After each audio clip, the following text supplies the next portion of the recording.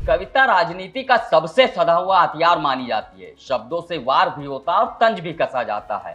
Samajwadi party के राष्ट्रीय अध्यक्ष अखिलेश यादव ने भी अपनी तुकबंदियों से सत्ता पर निशाना साधने की कोशिश की है।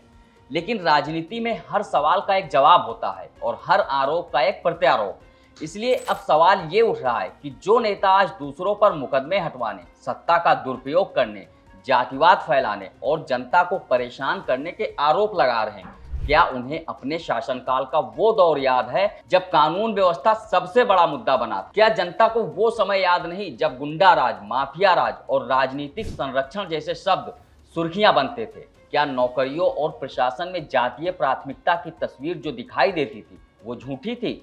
और क्या वोट बैंक की राजनीति धार्मिक ध्रुवीकरण और तुष्टीकरण की नींव पर नहीं टिकी थी?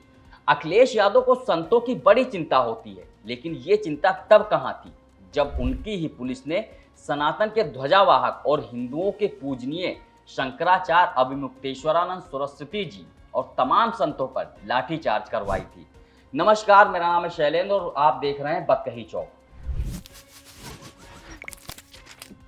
परिवारवाद के नाम पर सत्ता के मजे लेने वाले और जबरन पार्टी पर कब्जा कर अपने चाचा को बाहर का रास्ता दिखाने वाले सपा प्रमुख अखिलेश यादव जब नैतिकता की बात करते हैं तो हंसी आती है, क्योंकि जिसने खुद कुर्सी के लिए पिता का भरी महफिल में अपमान किया हो, उनके हाथ से माइक छीन लिया हो, उनके मुंह से नैतिकता, सम्मान और संस्कार की बात शोभा नहीं देती।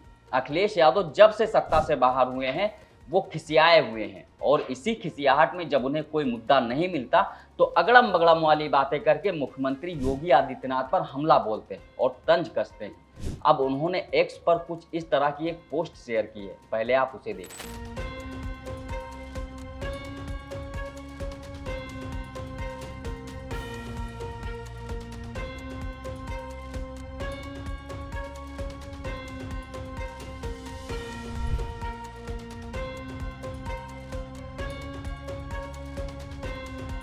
काला चश्मा लगाकर आने वालों पर कविता लिखने वाले अखिलेश यादव शायद ये भूल गए कि राजनीति में जनता की याददाश्त किसी कवि की डायरी से कहीं ज्यादा लंबी होती है। जो अखिलेश यादव आज दूसरों पर मुकदमों, घमंड, प्रचार और सत्ता के दुरुपयोग के आरोप लगा रहे हैं, जनता उनसे भी पूछना चाहती है, क्या उत्तर प्रदेश ने वो दौर नहीं देखा जब कानून व्यवस्था का नाम लेते ही लोग सपा सरकार को याद करते हैं?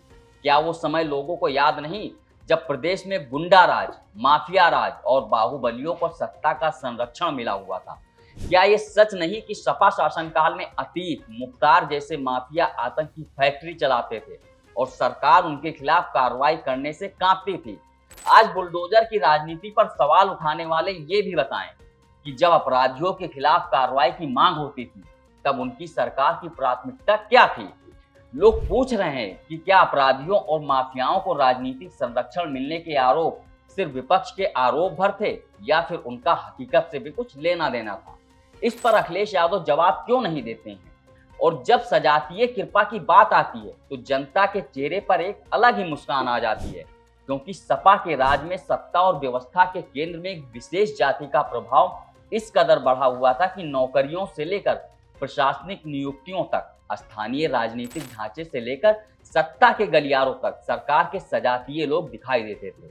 आज अखिलेश यादव योगी आदित्यनाथ पर पक्षपात का आरोप लगा रहे हैं, लेकिन क्या वो इस सवाल का जवाब देंगे कि उनके शासनकाल में यादवीकरण शब्द राजनीतिक शब्दकोश में कैसे आया?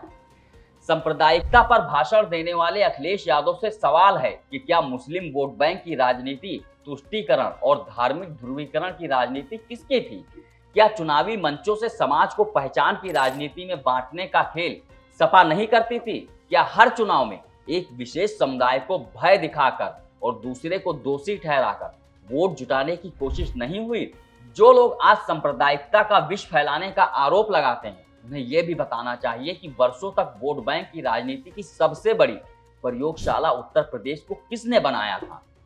संतों के साथ अन्याय का आरोप लगाने वाले अखिलेश यादव क्या भूल गए कि कार सेवकों पर किसके आदेश पर गोलियां चलवाई गई थी? राम भक्तों पर हुई कार्रवाई और उसके बाद का राजनीतिक संदेश आज भी हिंदुओं के अंदर एक दर्द की तरह दिखाई देता है।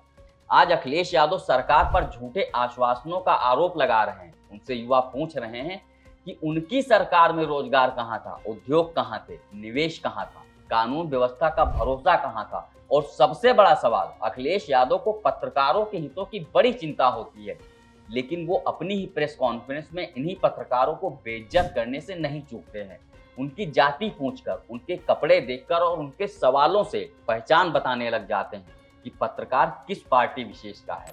अखिलेश यादव जनता की पीड़ा पर कविता लिख रहे हैं, लेकिन ये भी बताएं कि उनकी सरकार में व्यापारी, किसान, छात्र और आम नागरिक क्यों बार बार सुरक्षा और सुशासन की मांग कर रहे थे।